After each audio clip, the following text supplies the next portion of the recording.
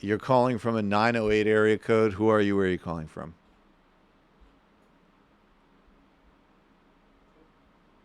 Is it up? Talked about Jordan. Hello. Sorry, you got to start again, man. You were down. Sorry about that. Go ahead.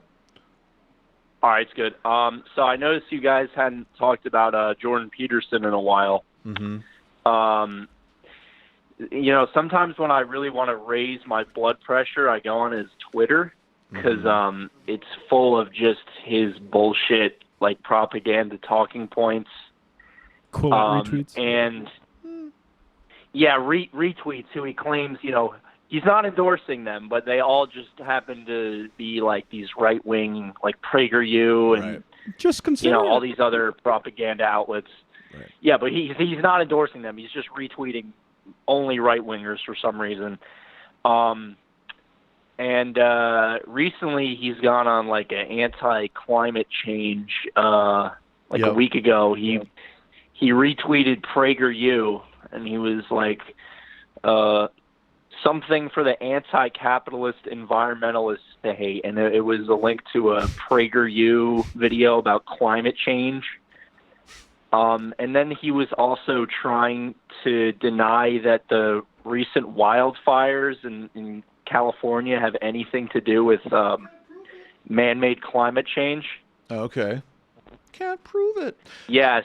Yeah. So do you want us to tee off on this, or did you have a point? I mean, other than the fact that, like, look, the dude is a far-right self-help shaman. His original claim to fame was saying that trans people wanting their pronoun to specify their pronouns were like a Marxist plot. He's a fucking reactionary fascist, he's a hysterical fool.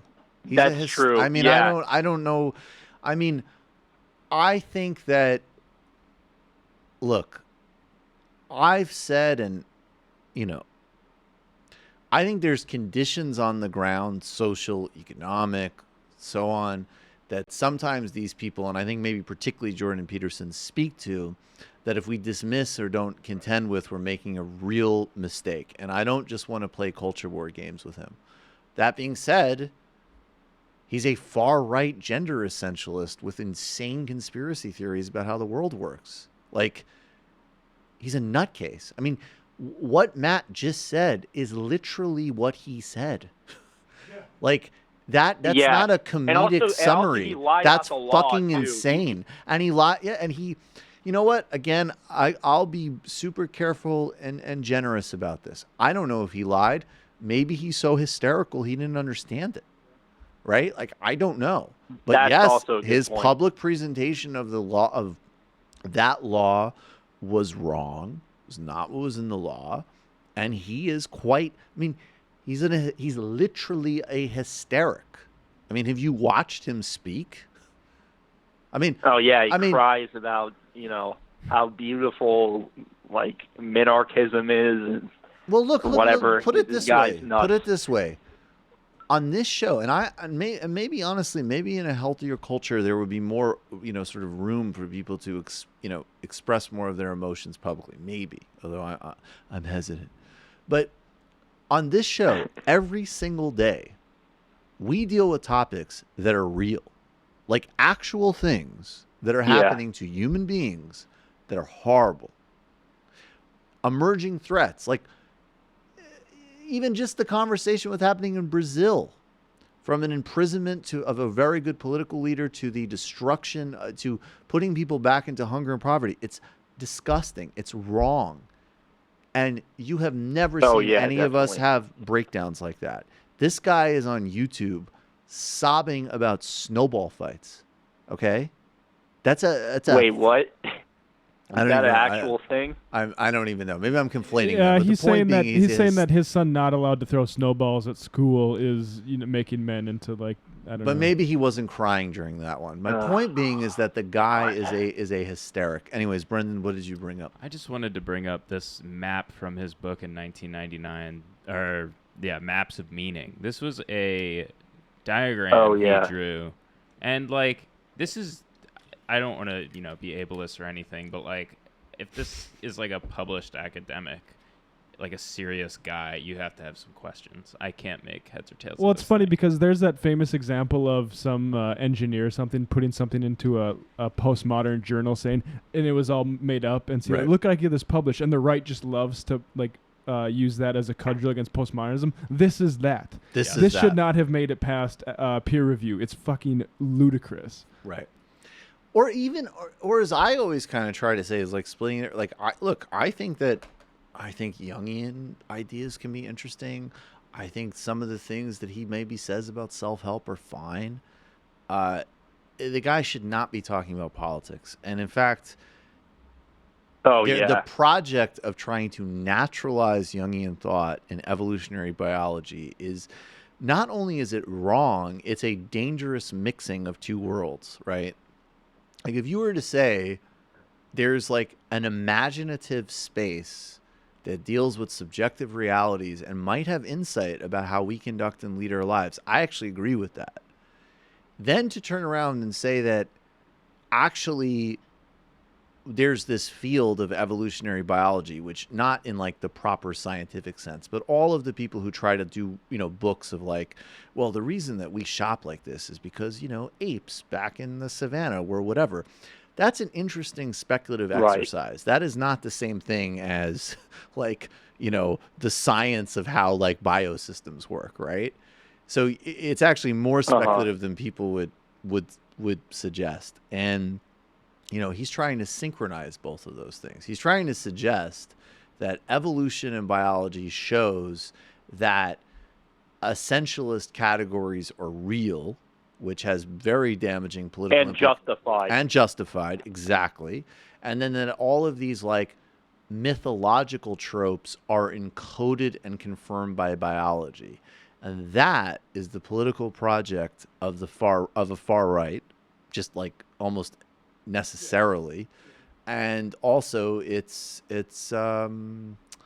I'm trying to think of a diplomatic way to say it. It's very, very shaky. Well, and it's like the thing where he's like with Jim Jeffries. Oh, my bad. I didn't think about that. Right. The thing is guess what? The civil rights. Oh my fucking God. Yeah, it was embarrassing. And the thing is like there are people that commented on the video like, why are you guys going after this guy because he admitted he was wrong? Guess what? He doesn't admit he was wrong. He doesn't usually talk on platforms that will challenge him about that shit. And he says bullshit like that all the time. Reactionary, just far right crap that there aren't people to challenge him on because they don't care to. That's what the IDW is. It's a safety chamber for people who don't want to be challenged on specific conversations that the left likes to have. Precisely. And also, I'm sorry. Yeah. You've had the savvy and the ability, which Jordan Peterson undoubtedly does, to get yourself in a position where you're being called the most important intellectual in the world today. And a great degree of what you talk about is these hysterical theories and ideas you have about the left that sound like things that are from the John Birch Society in the 60s. And when somebody gets specific on something that should be the least controversial area of American life, like the idea that the Civil Rights Act and the Voting Rights Act are like correct and appropriate and necessary, should be sky is blue stuff. And you at first kind of imply that you don't agree with those things. And then when you're given a totally obvious example, you do change your position and get to the right place. But that's embarrassing and ridiculous. Like, you should at the very least, speaking in, clean your room terms, you should have the humility to say like, maybe I shouldn't be a global political pundit if I don't even know the basics of a ninth grade civics level understanding of how we established equal rights in the United States. Maybe you should just shut up about some things. Okay. I'm willing to not talk about the intricacies of what dragons mean in people's dreamscape or whatever the fuck Jordan Peterson knows that I don't. Okay. Bill Maher wants you to fly out to LA to talk about that actually. So. Right. Right. True. In which case I will do that. So I take that back. Let me brush up quick. I guess. Yeah. I'm going to brush up on that. I guess that would be really funny to do the version of like, I guess you were right, dragons do represent the penis. Might be. New rule. New rule. Okay. Michael Brooks is going to talk about dragons. He has to at least read a young intro book, okay? The other thing you notice about Peterson is how he tells the left and leftists to, grow up. You're fighting God. You're not really mad at the system. You're mad at God. But then when you talk about the right and Trump supporters, like, well, maybe they're wrong, but what happens if you don't listen to them? Then they'll get upset because, of course, you're mad at God, but they're mad at trannies. Yeah, that's great, Jordan. We're angry at a thing that is... actually I can't even keep going through this. The climate at this point, it's still a major influence in culture. But I mean, the game, Matt says, of all of these people, it's ridiculous. Like, they are what they are. Of course he tweeted out climate change denial because he's a right-wing pundit. Yes. Yeah, no, I was like one of these people though that at first, when he first came on the stage, I didn't really watch that video with the trannies and shit, and I thought, for whatever reason, I thought he was right about that law, so I thought, okay, maybe this guy is somewhat arguing in good faith, but I realized kind of quickly that obviously he has a vested interest in being a right-wing moron. And dude, let me just say this. A real easy rule of thumb is that any person, I'm sorry to interrupt, but that there are criticisms of campus and there's a vital debate going on. And any person that has a good faith criticism is from the left. Any person not from the left harnessing those talking points is just either transphobic or far right or wants to introduce their own actual codes controlling speech on campuses. Fascists know that, they see the left get away with us saying, hey, we should universalize healthcare and nationalize Facebook. And they think, well, if they can say that, I should be able to say my shit about the ethno-state. And there's two scenarios that will happen. One is they'll just continue, and Twitter will allow them to continue spreading racist propaganda, or they'll harm free speech for everyone, and the left will get taken down with them. It's a win-win for them. That's why this is such a difficult area to be in. It's difficult, but a good rule of thumb is to assume the opposite. This is another silly IDW trope, which they don't follow themselves, but assume the worst of intentions. Okay? That's the reason I called Jordan Peterson early when I first saw him. I was like, I don't know anything about this bill, frankly, okay? And you know what? To be honest with you, yes. If there was literally a bill in Canada that said if you misgender somebody, you go to jail for 5 years, yeah, I'd oppose that, okay? Fair enough. But I said, there's a hysterical professor ranting about gender identity and campuses. I'm going to assume the worst about him. And that has been validated across the board. Yep. Yeah, I've definitely learned that lesson over the past 2 years. I kind of used to be part of that whole, free speech absolutism crowd, but I don't know, all of this Trump fascist bullshit, Turning Point USA has really maybe changed my mind over the past year, I would say, year and a half. It's definitely thrown into stark relief, and I think people like Sam Harris really don't like that. If I was, think of how much better it'd be than if Hillary was president. Oh, it'd be great. Because then he could just... Because, I mean, his whole bullshit double game and the hysteria, and by the way, there's this new data showing that actually the only people who ever actually do in a functional sense get punished for their speech on college campuses are massively disproportionately from the left. But what a shock. Right, of course. But I mean, look, yes, it's been thrown into stark relief, and I think that it's actually helpful because I think people like you who are actually interested in these things and might, have some concerns about free speech and so on, which I think are I think are valid.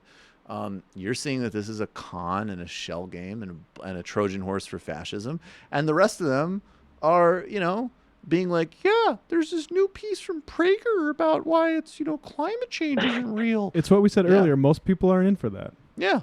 Kanye might say some really troubling things about slavery. He's not going to be down with fucking hanging out with Charlie Kirk for a sustained amount of period of time. Well, just on a True. I could be hanging out. Even right. okay. In terms of personality and Right. ideology, Yeah. like, to the extent that it exists in Kanye, right? Right. Like the people don't naturally like this shit. Right.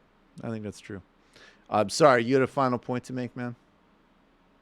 Oh no, yeah. I mean, I was just like gonna preface this with like the main reason I called this just because, not any serious points. Just that his Twitter is just if you're ever in the mood to get mad, you should go on his Twitter I'm blocked.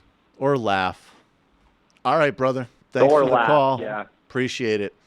Now, there is another group of people that is extremely concerned about the war on free speech, particularly in Canada, and the repression of Jordan Peterson, and that is, of course, the Saudi Arabia.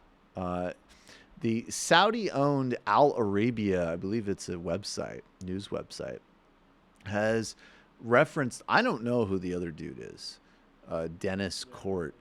I don't know who that dude is, but Jordan Peterson has been identified by Al Arabia as a prisoner of conscience in Canada. Due to the recent diplomatic spat between the Kingdom of Saudi Arabia and the state of Canada, and the country, the nation state of Canada. I think that the Saudis have given Jordan Peterson an enormous compliment here because clearly, to me, in this guy's kind of megalomania and fantasies, I think a part of him wants this. Like, I do think that Jordan Peterson on some level would love if one day he woke up and he was just like, I've got an appointment on YouTube at 9, and then I've got an interview with a Nazi TV station later where I'll talk about why when women stopped baking cookies, boys became gay. And then I'm going to count my 80 grand Patreon receipts, and then Sam Harris and I have a debate about truth claims. And then all of a sudden he's getting to it, and then boom, through the door, a sandal-wearing, pink-attired Justin Trudeau is standing there, flanked by 2 transgender security guards. And they say, it's time to go to jail, Jordan. You've been triggering a lot of people around here, and we don't take it anymore in our new Maoist gay country, or whatever it would be called. And Jordan Peterson is taken off to a prison, which are surrounded by gender-neutral walls, and given a sort of Clockwork Orange-style re-education process where he becomes not a man. I think a part of him craves this so he could write his Solzhenitsyn manifesto in that gender-neutral wall, and his sort of manifesto against, I don't know, like Maoist, trans, whatever the fuck. So the Saudis are sort of giving him, they're giving him a little bit more credit, but I think if I could speculate, I think that they are revealing Jordan's subconscious, if I may. Raincourt is apparently a climate crank. Oh, okay, that sounds about right. That, I like the got- Saudis have a lot to recommend here. He got Women should shut the fuck up.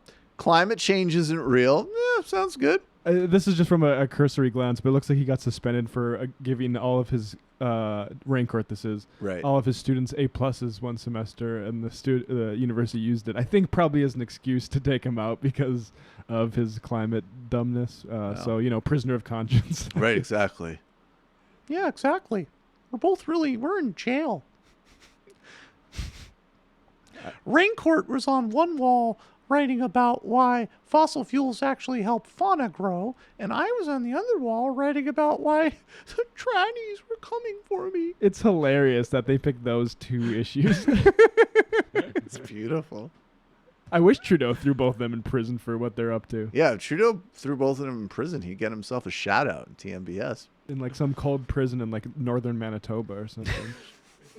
Yellowknife. That'd be amazing. Like Trudeau's just like, work on your Solzhenitsyn cover album now, you fucking loser. Plenty of time to write the intro. You'll Yeah. have personal experience, buddy. Yeah, it won't all just be in your fantasy life and delusions of grandeur anymore, you fucking prick. You won't have to talk about how you sat in Canada watching America become the world's #1 incarceral state while you read Alexander Solzhenitsyn about how bad Russia is. See, Because as far as I could see it, I was always a little confused. Because, I mean, obviously, secretly, I'm a major communist, and I thought Solzhenitsyn was bourgeoisie trash. But I will say this. At least he was, like, in Siberia and whatnot. Because I thought, well, you were whining. You were flying off to L.A. to do Rogan. So I was confused.